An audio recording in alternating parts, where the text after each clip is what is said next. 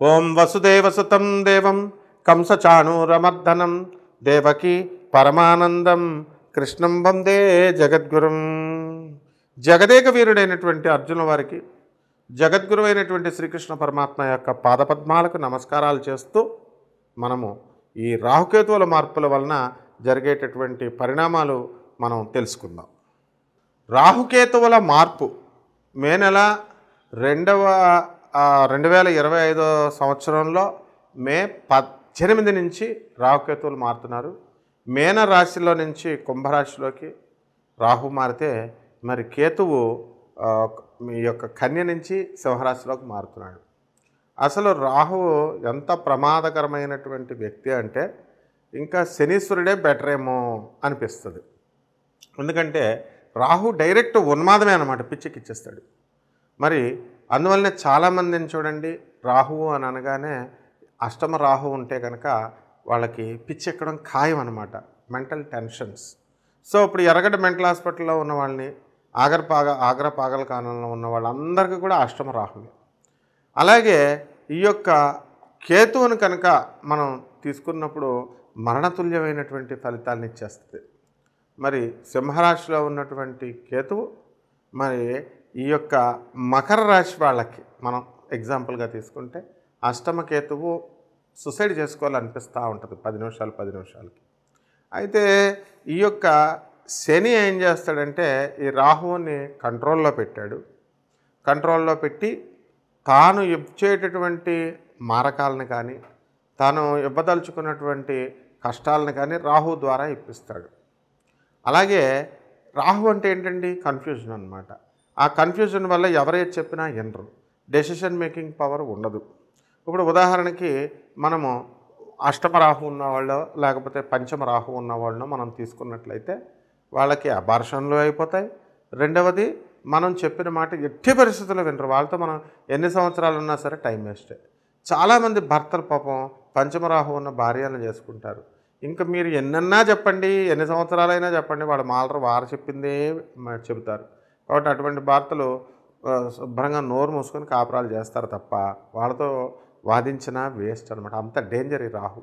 మరి దీన్ని ఎవరండి మరి దీన్ని సప్రెస్ చేసేది అంటే గురుగ్రహం సప్రెస్ చేస్తాడు. అంటే గురువు అంటే నాలెడ్జ్ ఎప్పుడైతే వస్తుందో, వాస్తవికత అనేటటువంటిది ఎప్పుడైతే తెలుస్తుందో అప్పుడు ఆటోమేటిక్గా కన్ఫ్యూజన్ అనేది పోద్ది. అందువల్ల లాజికల్గా చెప్పాలంటే కాబట్టి రాహువుని సప్రెస్ చేయడం కోసం మనము గురువు అనుకూలత మనము పెంచుకోవాలి. అంటే ఏంటంటే ఏదో గురుగ్రహానికి ఏదో పూజలు చేసేయడమో లేకపోతే పసుపు కుంకాలు వేసేయడమో అలా కాదు. మనకి గురువులు ఉంటారు.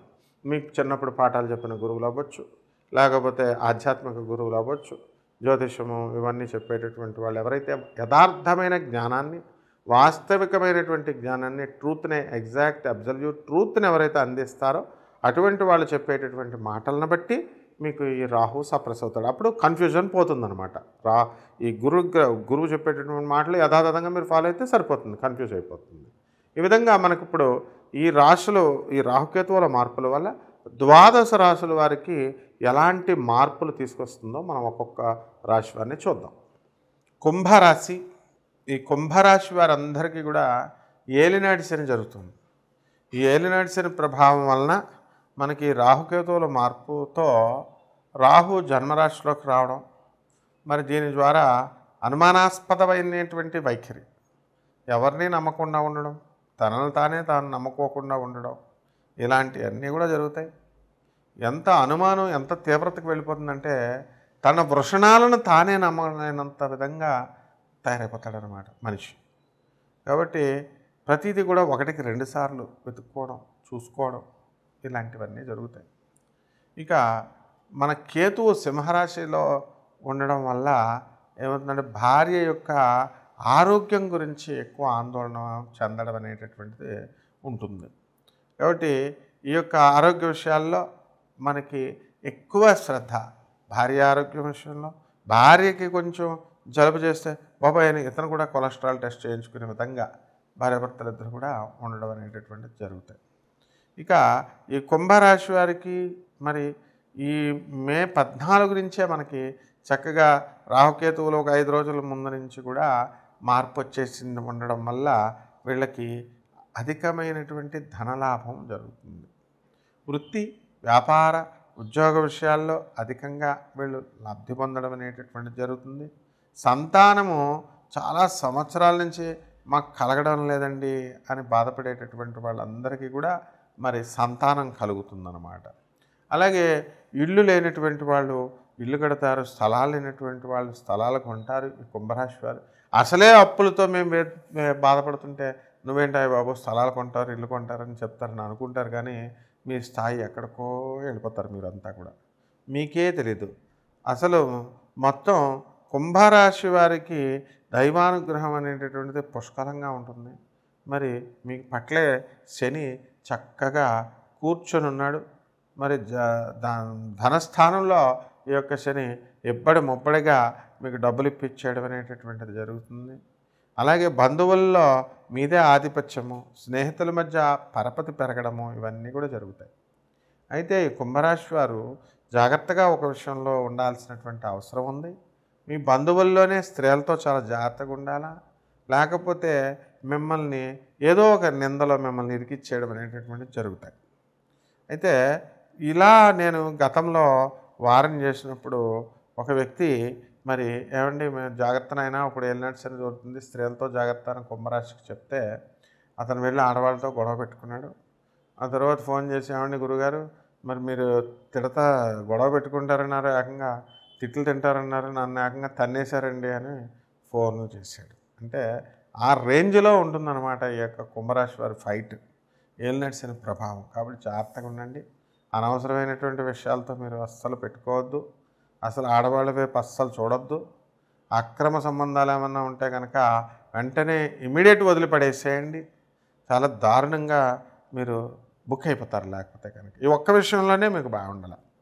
అక్రమ సంబంధాల విషయంలో వదిలేసుకోవాలి. మిగతా విషయాలంతా కూడా సూపర్ స్పీడ్గా వెళ్ళిపోతారు. సినిమా యాక్టర్లు ఎవరైతే ఉన్నారో అటువంటి వాళ్ళంతా తెగ సంపాదిస్తారు. టీవీ ఆర్టిస్టులు, ప్రొడక్షన్ వింగ్లు, జర్నలిస్టులు, ఇలా అందరూ కూడా మంచిగా రెచ్చిపోతారన్నమాట. ధనాదాయాలు పెరుగుతాయి. ఇక మామూలుగా దొంగపీఠాలు పెట్టినోళ్ళు, తర్వాత దొంగాశ్రమాలు పెట్టినోళ్ళు, వీళ్ళ ఆదాయం చాలా ఎక్కువగా ఉంటుంది. ఎందువల్లంటే రాహు దొంగ గ్రహం అన్నమాట. దొంగ పనులు చేసేటటువంటి వాళ్ళకి, సెకండ్ బిజినెస్లు చేసేటటువంటి వాళ్ళకి అందరికీ కూడా కలిసి రావడం జరుగుతుంది. కాకపోతే దాంతోపాటే రిస్క్ తర్వాత అయినా వస్తుంది. కాబట్టి జాగ్రత్తగా చేసుకోండి. ఈ రాహు కేతు గ్రహాలను మనము శాంతి చేసుకోవడం కోసం కొన్ని పరిహారాలు మనం చేసుకోవాల్సినటువంటి అవసరం ఉందండి. అదేమిటంటే మనకి ఈ యొక్క రాహు జపం చేసుకోవాలా, రాహు స్తోత్రాలు చదువుకోవాలా. రాహుకి కిలోంపావు మినుముల్ని, తర్వాత ఆవు పేడ రంగు ఉన్నటువంటి వస్త్రాలనిచ్చి పేద బ్రాహ్మలకి మనము శనివారం నాడు ఉదయం 8 గంటలకు దానం చేసుకోవాలి. అలాగే మనకి అశ్వత్థ వృక్షం అంటే రావి వృక్షం ఉంటుంది కదండి, రావి చెట్టు, అది దేవతా వృక్షం అన్నమాట. దానికి బకెట్ నీళ్లు పోసి చక్కగా ఆ యొక్క చెట్టు చుట్టూ కూడా 108 సార్లు మనము ఓం రాహవే నమః, ఓం సింహికా గర్భసంభూతాయ నమః, ఓం రాహవే నమః అంటూ మనము ప్రదక్షిణాలు చేసుకోవాలి. 108 ప్రదక్షిణాలు మనము శనివారం నాడు చేసుకోవాలి. అలాగే దుర్గాదేవి యొక్క బెజవాడ కనకదుర్గమ్మ తల్లి యొక్క పటాన్ని తీసుకొని ఆ పైన ఒక యంత్రాన్ని కానీ లేదా అమ్మవారి పాదాల దగ్గర ఓం హ్రీం దుం దుర్గాయై నమః, ఓం హ్రీం దుం దుర్గాయై నమః అంటూ 108 సార్లు మనము అమ్మవారి యొక్క మంత్రాన్ని జపిస్తూ మనం కుంకుమ అర్చన మనం ఇంట్లో చేసుకోవాలి. ఇక పాయసాన్న ప్రియ త్వక్స్థా పశులోక భయంకరి అన్నారు. మరి ఆ పాయసానాన్ని మీరు నైవేద్యంగా పెట్టాలి. స్నిగ్ధౌజన ప్రియ అన్నారు.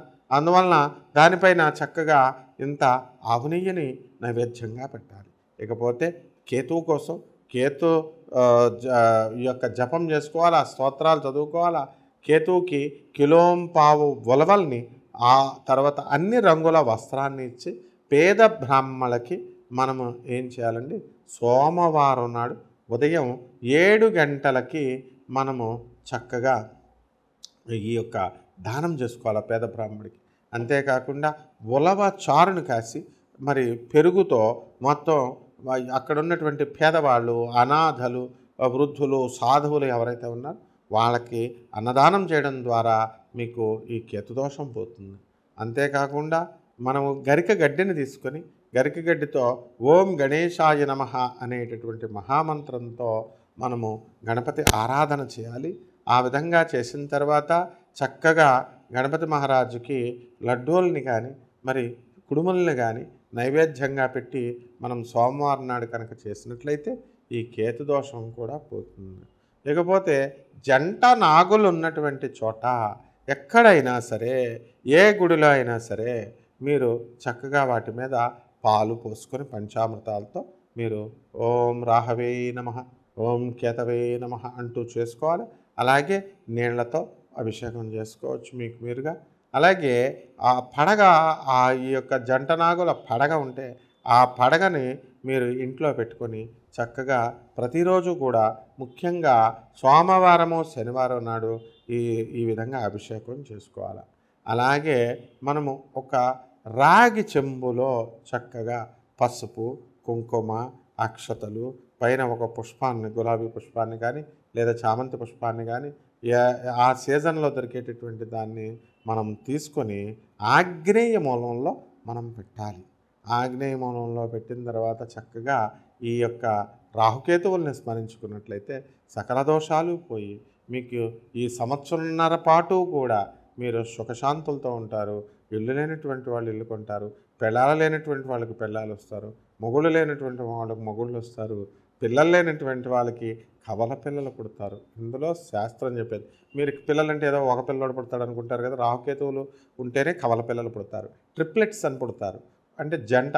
అలాంటి 3 రెళ్ళు 6 పిల్లలు పుట్టిన వాళ్ళు ఉన్నారు. ఫారెన్లో మీరు న్యూస్ చూసుంటారు. 8 మంది పిల్లలు కూడా పుట్టినట్టుంటారు, డూప్లెట్స్. ఇలా ఉంటారనమాట. కాబట్టి పుష్కలమైనటువంటి మీ యొక్క సమస్త సమస్యల్ని ఈ రాహుకేతువులు పరిష్కారం చేస్తే ఈ చిన్న చిన్న పరిష్కారాల ద్వారా శుభమస్తు.